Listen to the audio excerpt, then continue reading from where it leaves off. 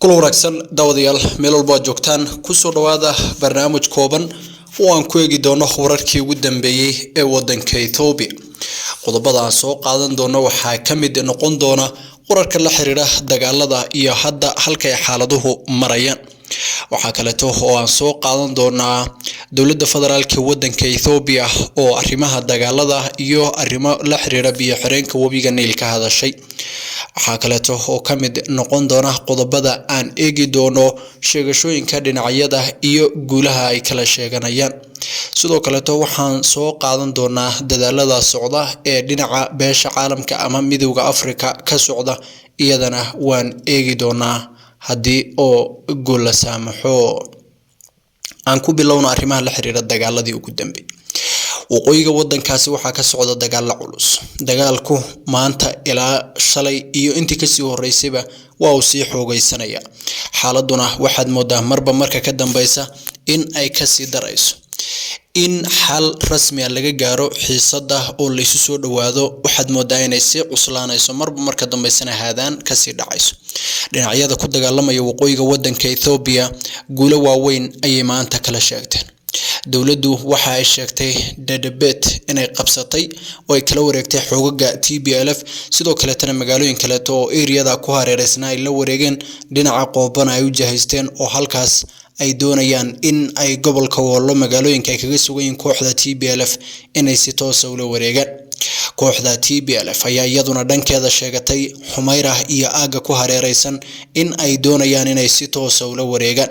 halkaasna ay ku ruqaansadeen oo wararku sheegayaan in magaalooyin ku agdhow Xumayra ay la wareegeen ama ay qabsadeen inkasta oo wararkaasi ay yihiin kuwa dhinacyada laga helayo oo kaliya aysan jirin cid madax bannaan oo si rasmi ah u xaqiijin karta.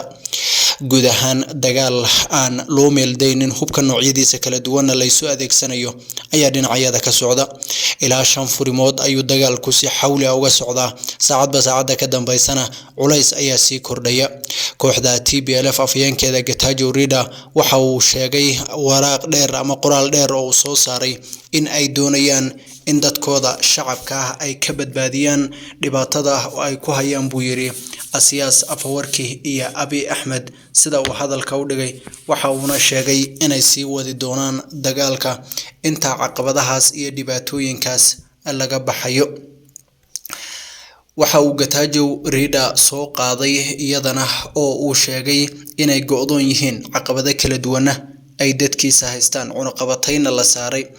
intaas kadibna haddii ay macquul tahay xal nabadeed lagu raadiyo waxaana aaminsanahay buu yidhi in nabadu ay imaan karto marka aan cadowga tusno inaan shacabka Tigrayga la qaban karin amaba dib loo geysan karin. magaalada Waldia sida loo dhigayo ee ah in laga difaacay waxba kama jiraan ma jirin awood aan nacaabin kartay haddana ma aaminsani inay jiri karto awood noo diideysa inaan qabsano Waldia ayuu sheegay afyeenka kooxda TPLF Getachew Reda oo ka hadlayay arrimo ku saabsan dagaalka waqooyiga iyo sida ka TPLF ahaan ay arrintaas u arkaan. qaybo ka mid ah shacabka ku nool magaalada Makale oo ay waraysteen warbaahintu ayaa walaac waxay ka muujiyeen dagaalada dib u soo cusboonaaday. waxay sheegeen inay wada hadaladii socday rajo ka qabeen waxayna xuseen in dagaalku xal ahayn oo aan loo baahnayn in lagu dhinto. mid ka mid ah haweenka la waraystay warbaahinta la hadlay waxay tiri cunto ma jirto, biyo la cabo ma haysano oo waxaan xidhanno ma haysano, markasta dhimasho baan sugaynaa, dagaalku xal ma noqon karo. mid kale oo ka mid ah dadka la waraysanaya waxa ay dawladda dhexe u soo jeedisay in adeegyadii korontada, isgaarsiinta iyo bangiyada dib loo furo. waxa ayna uu yiri dawladda dhexe mas'uuliyad culus ayaa saaran adeegyadan oo si maqnaada waxa ay rajo beel ku ridaysaa shacabka Tigrayga ee aaminsan in ay yihiin dad Ethiopian ayuu yiri qof kale oo isaguna ka hadlay xaaladahan kala duwan ee wadanka Ethiopia ka taagan guud ahaan marka la fiiriyo xaaladda iyo waliba sida ay tahay dhinacyadan guud ee ishaya. dagaalka waqooyiga ka socday marba marka ka dambaysa waa uu sii cuslaanaya dhinacyaduna marka laga reebo guulahaas ay kala sheeganayaan haddana dhammaantood waxaa ka go'an inay guulo iyo natiijooyin ka soo hoyaan ciidamada lagu daadgureynayo furimaha ayaa sare u kacay maalmihii la soo dhaafay tababaro ayaa jira waxaana jira in qaylo dhaansi iyo cid kastoo dagaalkan qayb ka noqon karta uu mid walba u habarwacanayo si ay ugu suurta gasho in ay u hirgasho horumar inuu ka sameeyo dagaalkaasi marka laga reebo sheegashooyinkaas dhinacyadu ay leeyihiin annaga guuleysanay iyo annaga guuleysanay waxaa jirta ciidamo ay soo bandhigeen kooxda TPLF oo ay ku sheegeen inay kuwa dawladda yihiin ayna maxaabiis ay soo qabteen yihiin oo dharka ciidanka ku labisna halka dawladdu ay soo bandhigtay dhalinyaro fara badan oo ay ku sheegeen maleeshiyaad u dagaalamaya kooxda TPLF oo caqligooda ka shaqeysiyay kadibna ciidamada dawladda ay soo dhiibay ma jirto wax astaan oo kuwan ka muuqata kuwaasna lama dhihi karo maadaama dharka ciidanka ku labisan yihiin iyaga ayaa rasmi ah oo ah kuwii saxda ama waa ciidanka dhabta ah iyadana lama dhihi karo waxaana laga yaabaa ama la filan karaa wax kasta oo suurtagal ah ama caqliga bini'aadamku uu suureysanayo oo la xiriira in dhinacyadu ay propagandooyin aad u fara badan abuurayaan qof walbana suurtagalnimadiisa propagandada uu fidinayo iyo inta ay u gaartay intaba dagaalkan marka laga reebo in uu sii xoogeystay marba marka ka dambeysana uu sii xoogeysanayo haddana sidaas ay tahay culayska dagaalka inayna dhinacyadu u diyaarsanayn oo ay dani uun kugu qasabta tahay way ka muuqataa guud ahaan tusaale ahaan TPLF markii ay dagaalka ku jirtay sanad ka hor ama bilo ka hor xaaladeedu sidan maynan ahayn way dagaalamayeen harjad badan ayay wadeen culays badan ayay ciidamada dawladda saarayeen sidaas la mid ah ciidamada dawladdu markii ay TPLF intan ka adkayd ma aysan wax badan xilligaasi qabaneen laakiin hadda oo jileec badan laga soo sheegay dhinaca TPLF waxaad moodaa inaysan ka faa'iideysaneyn marka si guud marka loo fiiriyo dhinacyadu waa dani kugu qasabtay dagaalkoodu sida hadda muuqata guud ahaan haddaan soo gudubno dhinacan iyo gudaha dawladda federaalka Ethiopia safiiradeeda wadamada caalamka ku sugan dhammaan waxay u kala dirtay wadamada ay joogan waxayna ka dalbanaysaa in ay ka shaqeeyaan sidii ay dawladaha uga dhaadhicin lahaayeen xaaladda wadankooda ayna arrimo diblomaasiyadeed oo firfircooni leh oo ka jeedinaysa dawladda caqabadaha taagan iyo dhibaatooyinka hadda socda in ay sameeyaan safiiro badan ayaa la kulmay madaxda wadamadaasi iyagoo u gudbinaya xaaladda guud ee wadankooda warbixina ka siinaya guud ahaan sida ay xaaladdu tahay sidoo kale gudaha wadanka Ethiopia dadaalo ayaa ka socda wasaaradda arrimaha dibadda ay wado waxa kale oo jirta kulan weyne ka dhacay magaalada Addis Ababa kaasi oo ay ku kulmeen dadka amaba wadamada dooxada wabiga Niil ayna kaga wada hadleen sidii kheyraadka biyo xireenka wabiga Niil ama guud ahaan wabigaasi loo adeegsan lahaa waana markii ugu horeysay oo kulan uu dhexmarayo wadamada dooxada Niil lagu isku yiraahdo ama wada isticmaalo oo kaliya saddexdii wadan ee biyo xireenka isku haystay ma hadda ay wadamo kale oo dhowr ku jiraan taasna ay keenayso in si toos looga wada hadli doono waxay wadamadani sheegeen gaar ahaan wasiirka arrimaha dibadda Ethiopia oo hadlay in loo baahan yahay hufnaan iyo si urfayoobile in looga wada hadlo arrimahan yaala si xal waara looga gaaro buu yiri xiisada ku saabsan biyo xireenka wabiga Niil loona wada naafisto oo aysan u dhicin cid gaar ah inay ku takrifasho arrimaha la xiriira biyahaasi waxa uu cadeeyay in Ethiopia diyaar u tahay sida uu hadalka u dhigay ugu dambeyntiina waxaa jira baaqiyo la soo jeedinayo iyo dadaalo culays lagu saarayo dhinacyada si ay dagaalka u joojiyaan wadamada caalamka ayaa dhammaantood cid kasta ay suurtagal tahay waxay isku dayaysaa in dhinacyadan lagu qanciyo wada hadal halka uu dagaalku ka sii socon lahaa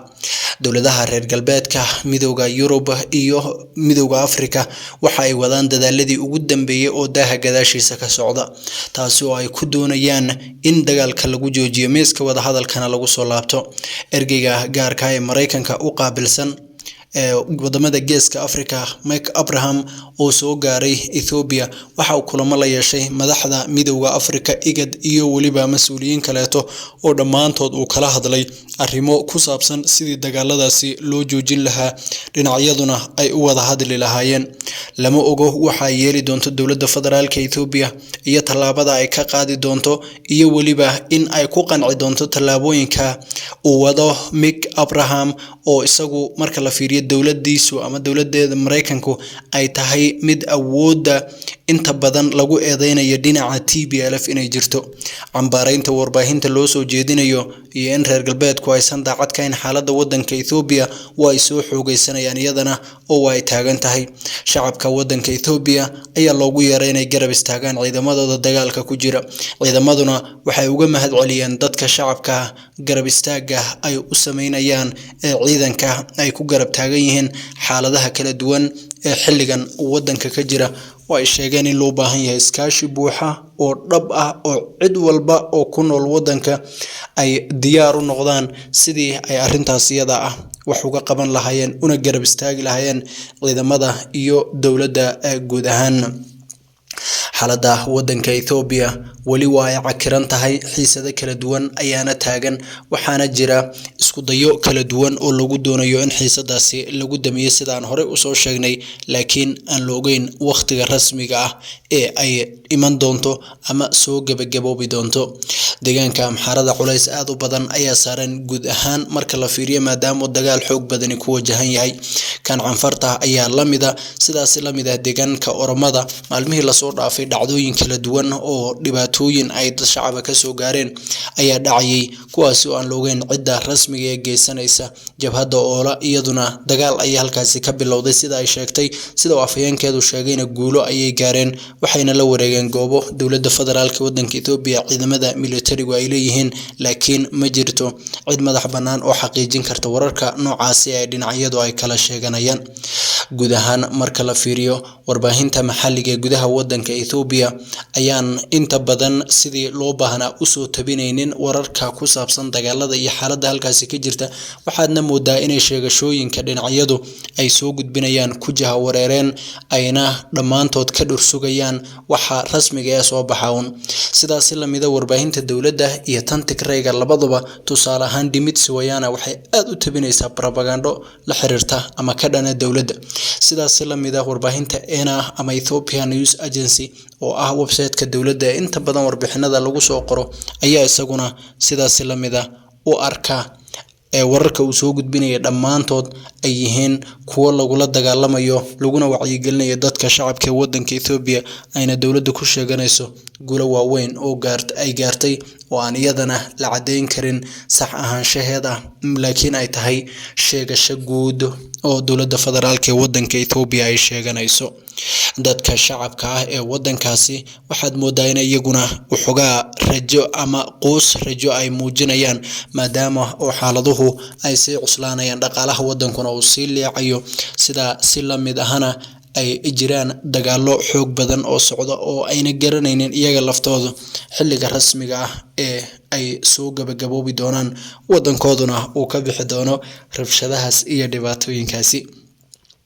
dowladda federaalka Ethiopia waxay wadaa iyaduna in ay waraaqo kala duwan u gudbiso wadamada caalamka taas oo ay ku sheegayso in dowladda federaalka gaar ahaan ciidamada Tigraygu ay dhalinyaro yaryar oo ciyaal ah ay askareynayaan iyagoo tusaale u soo qaatay sawirro ay hore u soo gudbiyeen iyo sidoo kaleeto muuqaalada iyo sawirradii maanta laga soo gudbiyay ciidamadii ay dowladdu sheegtay inay qabsatay ama ay maxaabiis isa soo dhiibay yihiin xaaladda saraakiisha militariga wadanka Ethiopia guulo ayay sheeganayaan ee warbaahinta la hadlayay laakiin lama cadeyn karo si guud xaaladdu wali waa halkeedii wax isbedelana male marka loo fiiriyo maalmihii la soo dhaafay halkii ay taagneed inkasta oo dagaalku aad moodo in uu ka xoog badan yahay shalay iyo maantaba maalmihii hore ee uu dagaalkani socday ilaa iyo haddana xaaladdu waa ay sii cakirmaysaa sababtuna waxay tahay dowladuna waxay isleedahay iska soo gabagabeeya dagaalka TPLF-na waxay dhinaceeda doonaysaa inay samayso isdifaacid iyo is adkeyn xoog badan sida uu Getachew Reda sheegayo